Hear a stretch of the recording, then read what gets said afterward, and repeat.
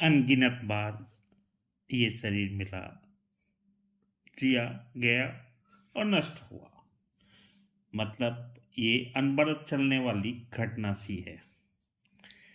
जिस दिन भी जन्म होता है उस दिन किसी एक शरीर का जन्म ही नहीं होता, बल्कि उस दिन एक मृत्यु का जन्म भी होता है, जो प्रतिदिन दिनों दिन जीवन को मृत्यु की तरफ बढ़ाता है। मतलब जिसका जन्म हुआ है उसकी मृत्यु उसी दिन कंफर्म हो जाती कि होना ही है, घटना ही है। लेकिन यह पता होते हुए भी कि यह शरीर नश्वर है और जन्म हुआ है तो मृत्यु भी होना है, लेकिन इस शरीर के प्रति हमारे मोह इतने जबरदस्त होते हैं कि हमारी याददाश्त बड़ी कमज़ोर हो जाती है इस संबंध में। इस संबंध में हम भूल ही जाते हैं कि हमारा जन्म इसलिए हुआ है कि हम इस जीवन चक्र में इस शरीर के माध्यम से जो कुछ भी बेहतर कर सकते हो अपने आने वाले जीवन के लिए। मतलब आत्मा ने तो केवल शरीर बदलना है। तो इस आत्मा के लिए जो उपलब्धि हो सकती है, शरीर उसमें एक माध्यम हो सकता है।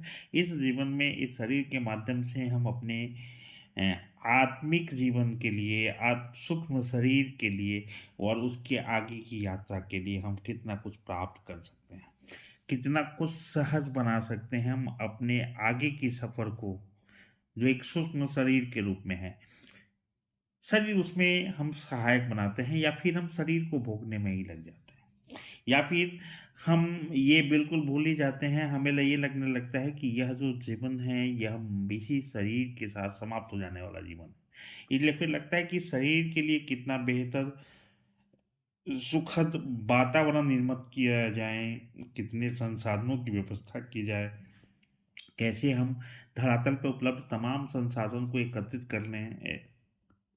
हम भूल ही जाते हैं कि ये चूँकि जिसके लिए हम एकत्रित कर रहे हैं, जिस भौतिक शरीर को हम इतना भाव दे रहे हैं, वो शरीर तो अस्थायी है। कुछ अगर अस्थायी है तो हमारे भीतर की चेतना, आत्मा, परम का वो छोटा-सा स्वरूप, जो व्यक्ति स्वरूप कहा जा सकता है, क्योंकि हमें मानते हैं और हम हमारे ग्रंथ ये मानते रहे हैं, हमारे धर्म गुरु ये बताते रहे हैं। अब तक जिन्होंने भी परमात्मा का अनुभव प्राप्त किया, उनकी अनुभूतियों ने ये कहा है कि हम परमात्मा के ही छोटे से स्वरूप हैं। हम उसी के कण हैं, हम उसी के एक व्यक्ति स्वरूप हैं और वो ब्रह्म स्वरूप है।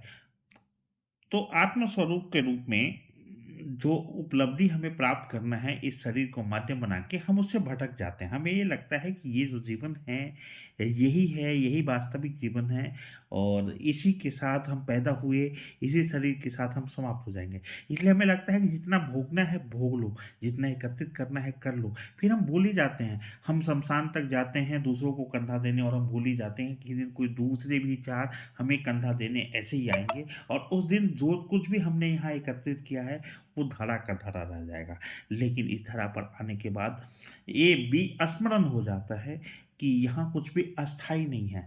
यह तो एक यात्रा है और शरीर के माध्यम से आप एक यात्रा को करेंगे, संपन्न करेंगे। यह यात्रा कितना बेहतरीन हो सकता है, इस यात्रा की उपलब्धियाँ अगली यात्रा में कितनी सहायक हो सकती हैं, इन बातों का सीधा संबंध है इस जीवन में आपको भेजे जाने का। लेकिन हमें लगता है कि हम अगली किसी यात्रा के संबंध रहते ही नहीं। हमें लगता है कि यह जो है यही अंतिम है, यही फाइनल है और इस यात्रा को हम कुछ इस तरीके से, ऐसा लगता है जैसे लीज पर मिली ये जीवन को हम अस्थायी कर लेना चाहते हों। ऐसा लगता है जैसे कि हम इससे बाहर कुछ भी सोच ही नहीं पाते हों और हमें ये लगता है कि हम इसी के साथ प्रारंभ और इसी के साथ समाप्त हो जाएँगे। जबकि पता नहीं ऐसे प्रारंभ कितने हुए होंगे, कितनी बार हम समाप्त हुए होंगे शरीर के रूप में। वो शरीर एक पेड़ के रूप में हो सकता है, पौधे के रूप में हो सकता है, जीव के रूप में हो सकता है, जंतु के रूप में हो सकता है, किसी भी योनि में हो सकता है। लेकिन जिस योनि में भी एक कहानी मैं यहाँ ज़िक्र करना चाहूँगा कि कोई सेठ अपने दुकान के आगे बैठा था और कोई फ़कीर उधर से गुज़र रहा होगा। उस फकीर ने उस सेठ से कहा होगा कि तू अपनी हाथों को दिखा और तेरी मस्तक रेखा को मैं देख कर यह दावे के साथ कह सकता हूँ कि आज तुझे जितना दान पुण्य करना है, जितना बेहतर जीवन जीना है जी ले, क्योंकि आज का सूर्यास्त के बाद तू फिर सूर्य उदय नहीं देख पाएगा। आज तुम्हारा इस यात्रा का इस शरीर के साथ अंतिम दिन है। वो सेठ घबरा जाता है, कोई भी घबराए, मौत की खबर अगर कोई लेकर आए तो ना घबराने वाली तो कोई बात ही नहीं। इस धरातल पे कौन ऐसा है जो घबराए नहीं? कौन ऐसा है जो ये मान ले कि हाँ, उसकी यात्रा संपन्न हो गई है, अब मौत पे आ जाए तो कोई दिक्कत नहीं है? ऐसे तो हमारे सन्यासी तक नहीं मानते, फ़कीर तक ऐसी बातों पर नहीं करते, उन्हें भी घबराहट हो जाना है। लाज़मी है सेठ घबरा गया, सेठ ने कहा, महाराज ये तो ठीक है, आगे की भी कुछ बताओ।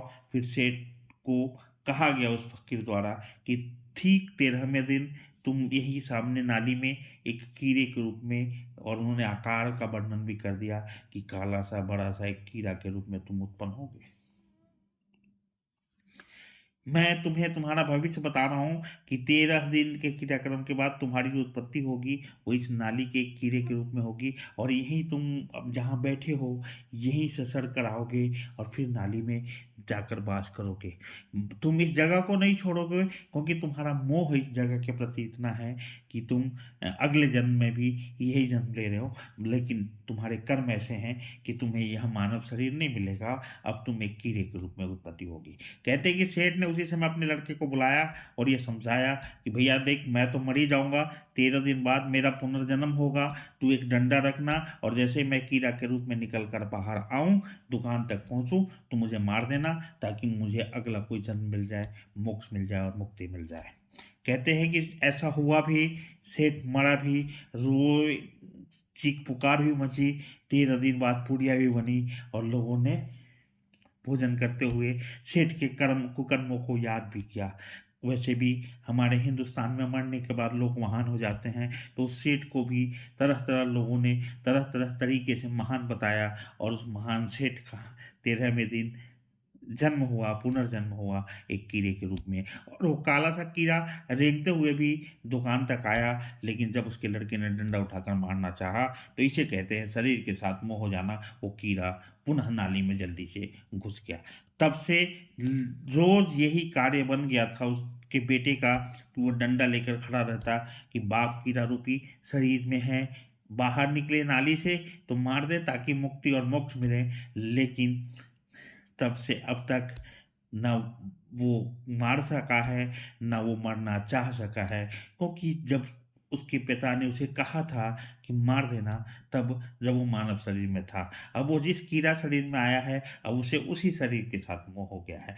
अब उसे वो सुखद अनुभव उस नाली की गंदगी में ही हो रही है। अब वो उसी शरीर में मस्त हो गया है। वो बाप तो भूल चुका है कि कभी इस लड़के का बाप था। उसे तो केवल ये लग रहा है कि कौन से जन्म का दुश्मन है कि हाथ में डंडा लेकर खड़ा है, और जैसे ही मैं नाली से निकलता हूँ मार देना चाहता है। तात्पर्य यही है कि हम जिस शरीर के साथ भी आते हैं, अगर हमारा पुनर्जन्म पौधे के रूप में होता है, तो हम वहीं सेटल हो जाते हैं। हमारा जन्म जंतु, जीव, कीड़ा मकोड़ा के रूप में भी हो जाए, हमें उसी शरीर से मोह हो जाता है। यही तो है संसार का, आत्मा का संसार के साथ मोह हो जाना। मन के वशीभूत होकर हमारी चेतना सांसारिक हो जाती है, और हम संसार के साथ इतने मशगूल हो जाते हैं कि चाहे लाख परेशानियां हो जीवन में, शायद ही कोई जीवन को त्यागना चाहता है।